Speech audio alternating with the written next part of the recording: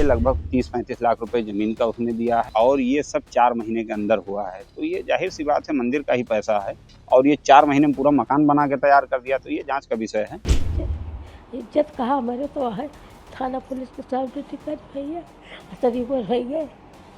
क्या आपने कभी सपने में भी सोचा था कि कोई इंसान इतना गिर सकता है कि वो भगवान राम के नाम पर मिलने वाले चंदे को ही चोरी कर ले?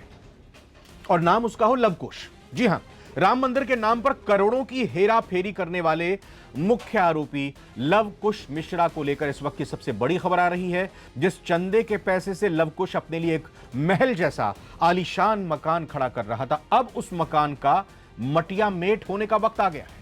उत्तर प्रदेश में बाबा का बुलडोजर एक बार फिर गरजने के लिए तैयार है, क्योंकि आरोपी लवकुश के उस आलीशान मकान पर प्रशासन ने लाल नोटिस चस्पा कर दिया है, चिपका दिया है। मामले को थोड़ा विस्तार से समझते हैं। दरअसल यह पूरा मामला राम मंदिर के नाम पर फर्जीवाड़ा करने और चंदा चोरी करने का है। आरोपी लवकुश मिश्रा पर आरोप है कि उसने राम जन्मभूमि तीर्थ क्षेत्र ट्रस्ट के नाम पर फर्जी रसीदें छपवाई, फर्जी वेबसाइट्स और क्यूआर कोड बनाए। इसके बाद उसने देश विदेश के भोले भाले राम भक्तों से राम मंदिर निर्माण के नाम पर करोड़ों रुपए का चंदा वसूला और उसे ट्रस्ट के खाते में जमा करने के बजाय सीधा अपनी जेब में डाल लिया। जब राम मंदिर ट्रस्ट को इस बात की भनक लगी तो पुलिस में शिकायत दर्ज कराई गई। पुलिस ने जब जांच की तो पैरों तले जमीन खिसक गई। भक्तों की आस्था से खिलवाड़ करके इस शख्स ने करोड़ों का साम्राज्य खड़ा कर दिया था। अब आप सोच रहे होंगे कि आखिर उस चंदे के पैसे का लवकुश ने किया क्या? तो लवकुश ने राम भक्तों की गाढ़ी कमाई, उनकी आस्था से दिए गए दान और आस्था के पैसे से अपने लिए बेहद आलीशान सुख सुविधाओं से लैस मकान तान दिया, खड़ा कर दिया बनाकर।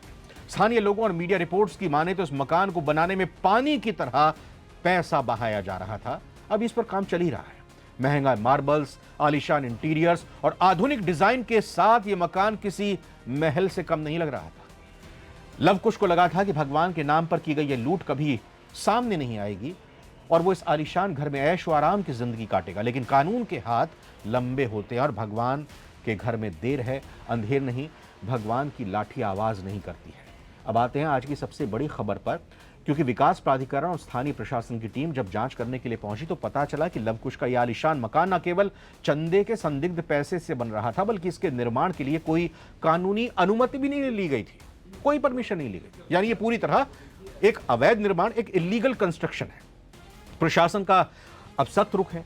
विकास प्राधिकरण ने बिना देरी किए आरोपी लवकुश मिश्रा के आलीशान मकान पर ध्वस्तीकरण यानी गिराए जाने का नोटिस चिपका दिया है। नोटिस इशू हुआ है कि आपका निर्माण जो है वो हमारे जो प्राधिकरण का एक्ट है इसके विरुद्ध प्रतीत होता, तो कृपया अपना जवाब दाखिल करें। इस नोटिस में साफ तौर पर लिखा है कि तय समय के भीतर अगर इस अवैध निर्माण को लेकर कोई संतोषजनक जवाब नहीं मिला या इसे खुद नहीं हटाया गया तो प्रशासन इस पर बुलडोजर चलाकर इसे जमींदोज कर देगा, धराशायी कर देगा।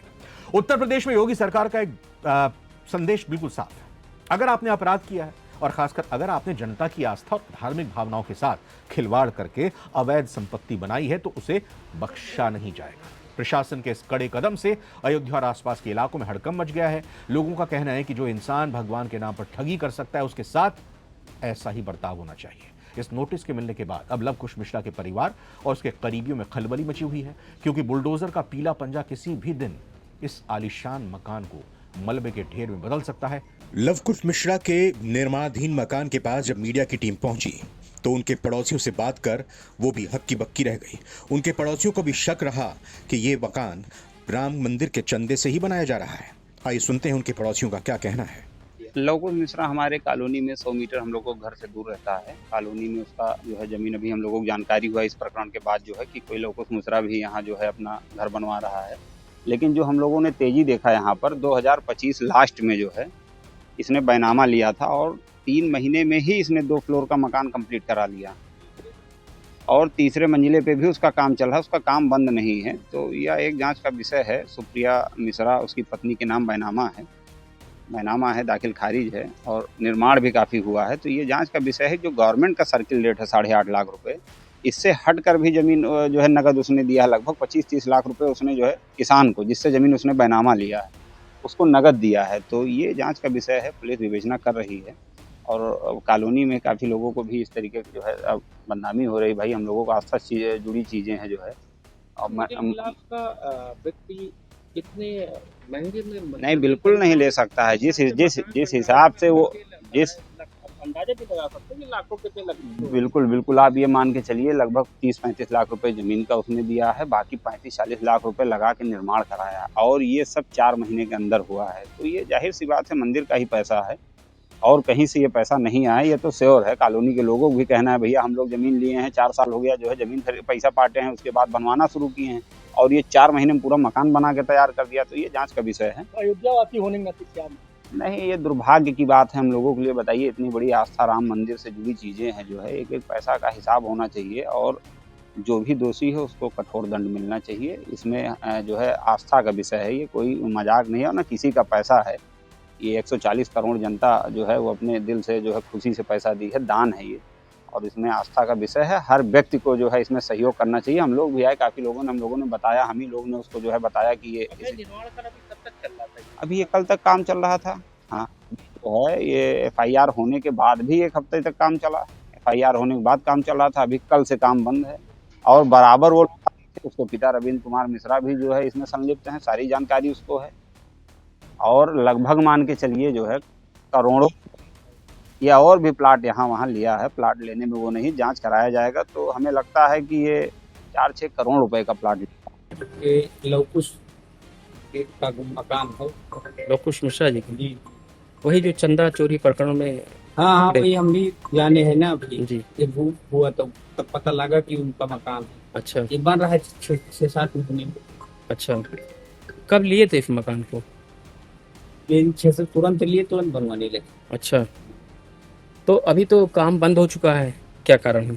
कल तक काम चल रहा है। अच्छा, कल तक काम चल रहा है। कल वहाँ कल केवल आज हमें लगता है बंद हो गया है। आज वीडियो वाले तमाम आए थे, ये बंद कर दिए। अच्छा, लवकुश के खिलाफ जांच का दायरा लगातार बढ़ता जा रहा है और इसी कड़ी में लवकुश के पैतृक गांव जब मीडिया की टीम पहुंची तो लवकुश मिश्रा की दादी से बात की।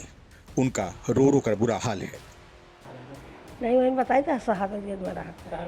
हाँ, शहर में पहले दिल्ली में रहे कुछ दिन, काम सीखी है, काम सीख के तो आए हैं, फैयाबाद में रह गए। अच्छा, पुलिस लगातार आ रही है, आप लोग कुछ जांच कर रही है? लगातार नहीं, मीडिया वाले आवत ही, पुलिस वाले पुलिस नहीं आते अभी हैं। तो पुलिस काफी आज है। पुलिस आए हैं। हाँ, हाँ पूछ रही है कुछ आपसे? हाँ, पूछे हमसे नहीं पूछते, चौकी के पुलिस आए भैया, हम के सबके आगे निकलते नहीं, बुढ़ा भैया नहीं गए गोरी चरावा, तब हमसे पूछे भैया हमारे तो इज्जत यह है। इज्जत कहाँ हमारे तो है, थाना पुलिस के साथ ड्यूटी कर भैया, तरीबो रह गए। चंदा चोरी करने वाले लवकुश मिश्रा के संजाम पर आपकी क्या राय है? क्या आपको लगता है कि ऐसे जालसाजों के खिलाफ बुलडोजर वाला एक्शन बिल्कुल सही है? कमेंट बॉक्स में अपनी राय हमारे साथ जरूर शेयर करें।